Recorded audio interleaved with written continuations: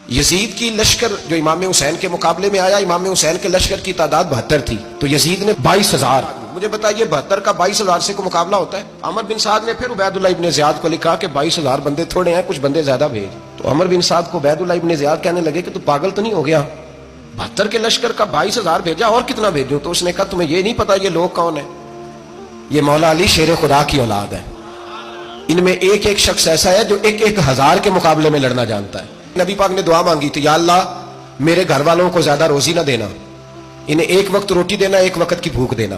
یہ جو 10 دن کربلا میں انہیں ٹینشن نہیں نہ ہوئی، انہیں عادت تھی فاقہ کرنے کی، انہیں 3 دن وصلی روزے رکھنے کی عادت تھی. پہلی بات. دوسرا یہ کہ جہاد کی تربیت حضور خود کراتے تھے. حضرت فاطمہ زہرا کہتی میں پردے کے پیچھے دیکھ رہی تھی، نبی پاک نے امام حسن اور حسین سے فرمایا چلو میرے سامنے کشتی لڑو.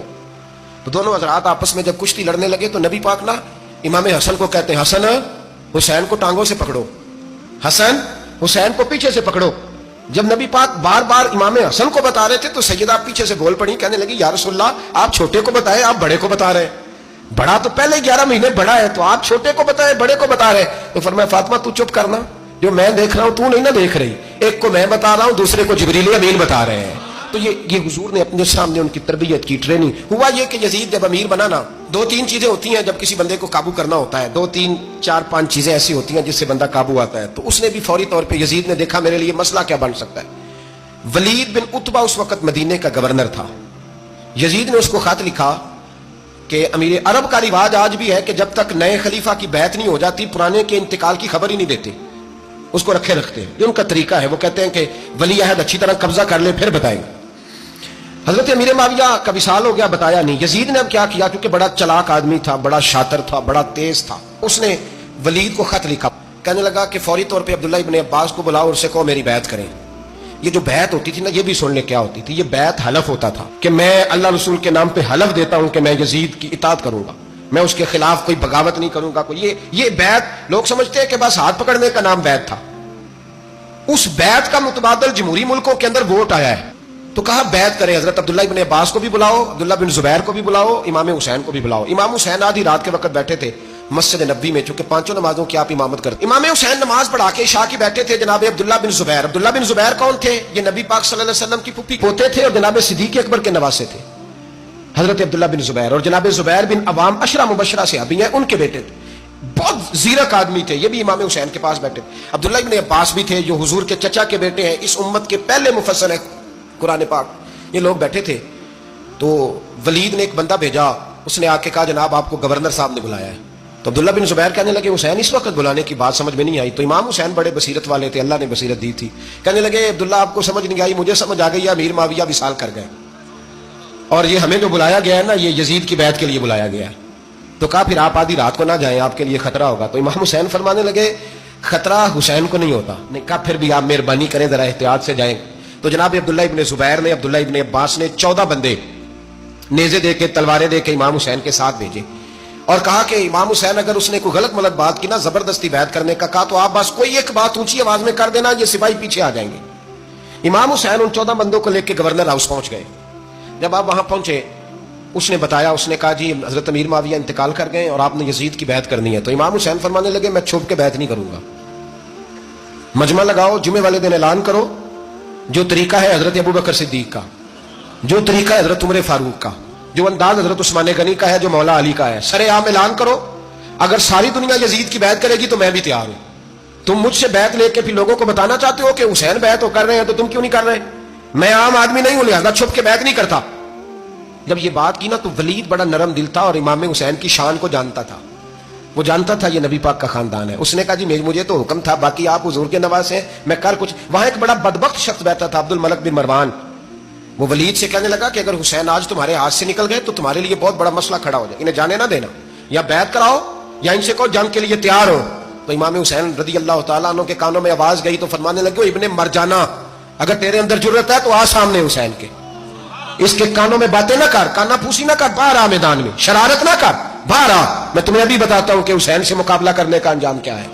یہ کہہ کے امام حسین باہر نکلے، اپنے بھائی محمد بن انفیہ کو بلایا، عبداللہ بن زبیر، عبداللہ ابن عباس، ڈھیر سارے لوگ اکٹھے ہو گئے. فرمایا یہ معاملہ ہے، اب کیا کرنا ہے؟ تو وہ کہنے لگے حضور وقت ابھی مناسب نہیں ہے، آپ اس طرح کریں یہاں رکیں، ہم مکے سے، عراق سے، کوفے سے لوگوں کو بلاتے ہیں، یہاں ایک بڑی مجلس سے مشاورت قائم کرتے ہیں۔ امام حسین فرمانے لگے اگر تم مشاورت قائم کرو گے تو ولید اور عبد الملک بن مروان وہ تو جنگ کرنے کو تیار ہے، اور نبی پاک نے فرمایا ایک مینڈا ہوگا جس کی وجہ سے مدینے کی گلیوں میں لہو بہے گا۔ فرمانے لگے میں وہ بکرا، وہ مینڈا نہیں بننا چاہتا۔ کہا پھر آپ کیا کریں گے؟ تو امام حسین رو پڑے، فرمانے لگے میں مدینہ چھوڑ جاؤں گا لیکن مدینے کی حرمت پامال نہیں ہونے دوں گا۔ امام علی مقام آدھی رات کے وقت نکلے، سیدہ فاطمہ کا دروازہ ایک اس دن جس دن حضرت مولا علی کوفے چلے گئے تھے، اور دوبارہ آج تالا لگا جب امام حسین نکلے۔ آپ جنت البقیع کے پیچھے کھڑے ہو کے حضور کا روزہ دیکھنے لگے۔ اس وقت گنبد تو نہیں ہوتا تھا، روزہ دیکھنے لگے۔ نانا تیرے کرم کے خزینے کی خیر ہو، میں جا رہا ہوں تیرے مدینے کی خیر ہو۔ سارا خاندان لے گئے، مکے تشریف لے گئے۔ حج کے ایام قریب آنے والے تھے، امام حسین نے وہاں لوگوں سے باتیں کی۔ جب امام حسین وہاں پہنچے تو کوفے سے خط آنے لگے۔ کوفہ حضرت علی کا دارالخلافہ تھا، وہاں آپ کے محبین، پیار کرنے والے ڈھیروں تھے، انہیں خط لکھے کہ حضور آپ چپ کر کے بیٹھے ہوئے ہیں اور ہمارے اوپر یزید مسلط ہو گیا ہے، آپ اگر میدان میں نہیں نکلیں گے، آپ نہیں آئیں گے تو ہم اللہ کی بارگاہ میں شکوہ کریں گے کہ کوئی ہماری کمان کرنے کو تیار ہی نہیں ہوا۔ اور وہ خط 1 2 3 نہیں آئے، وہ خط اتنے تھے کہ 3 بوریوں میں بھرے تھے امام حسین، 3 بوریوں میں۔ اب مجبوری ہو جاتی ہے، حق کے لیے کئی دفعہ بات کرنا مجبوری ہوتی ہے، اگر نہیں کرے گا تو پھر اس کو بھی قبر میں جواب دینا پڑے گا۔ امام علی مقام رضی اللہ تعالیٰ عنہ نے مکے میں اب لوگوں کو جمع کیا مشورے کے لیے۔ ہر بندے نے کہا حضور وہ بلا تو رہے ہیں پر اپنے وعدوں کے پکے۔ کہا حضور وہ پکے نہیں، آپ نہ جائیں۔ ہر بندے نے کہا حالات ٹھیک نہیں، حالات گراؤنڈ ریالٹی صحیح نہیں، یہی مشورہ آج بھی ہر بندہ دیتا ہے، ابھی حالات نہیں۔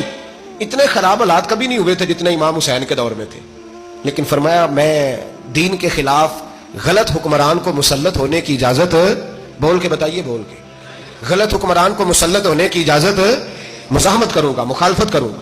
امام کہنے لگے کوئی بات نہیں، وہ میرے ساتھ چلے نہ چلے لیکن میں کوفے جاؤں گا، وہ لوگ میرے ساتھ کھڑا ہونے کو تیار ہے تو وہ جھوٹ ہے یا سچ ہے پر میں چلوں گا۔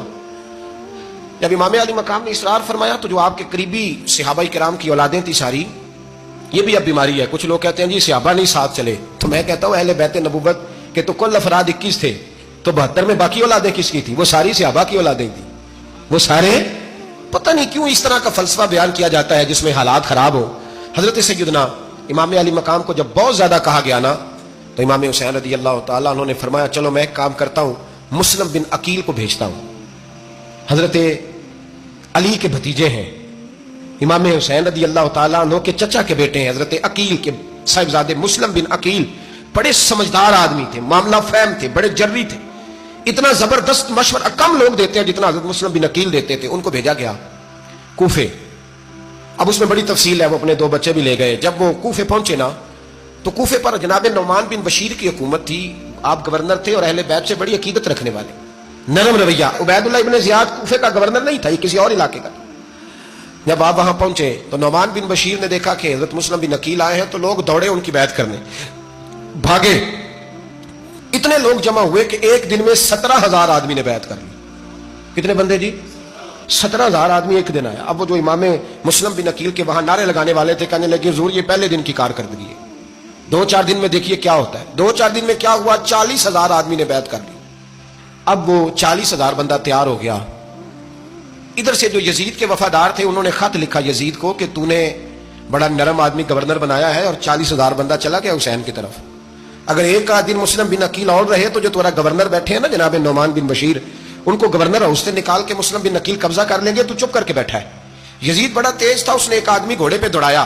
عبید اللہ ابن زیاد ایک اور علاقے کا گورنر تھا پر بڑا ظالم سا بدماش تھا، بڑا سخت گیر آدمی تھا، اس کو کہا کہ تو پہلے ایک صوبے کا گورنر ہے، جا تجھے دوسرا صوبہ بھی دیا۔ اس طرح کار فوری طور پہ کوفے پہنچ اور جا کے مسلم بن عقیل کو گرفتار کر، جو آدمی ان کا ساتھ پھر بھی دے اسے قتل کر دے۔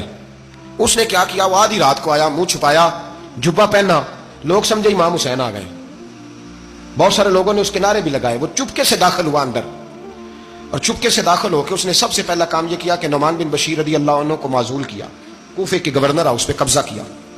پھر اس نے اسی وقت سوئے ہوئے سرکردہ لوگ، جس طرح ایک گاؤں کا چودھری دوسرے کا محلے میں قبیلوں کے جو لوگ تھے چودھریوں کو بلایا، کچھ کو سزائیں دی، کچھ کو سخت کہا، کچھ کو ان کے عیب گنوائے کہ وہ تمہارا فلانا مسئلہ پھر خراب کر دوں گا، بلیک میل کیا۔ صبح ہونے تک حالات اگر تم نے میرے قابو میں نہ کیے تو یاد رکھنا بڑا مشکل ہوتا ہے حق پہ کھڑا ہونا.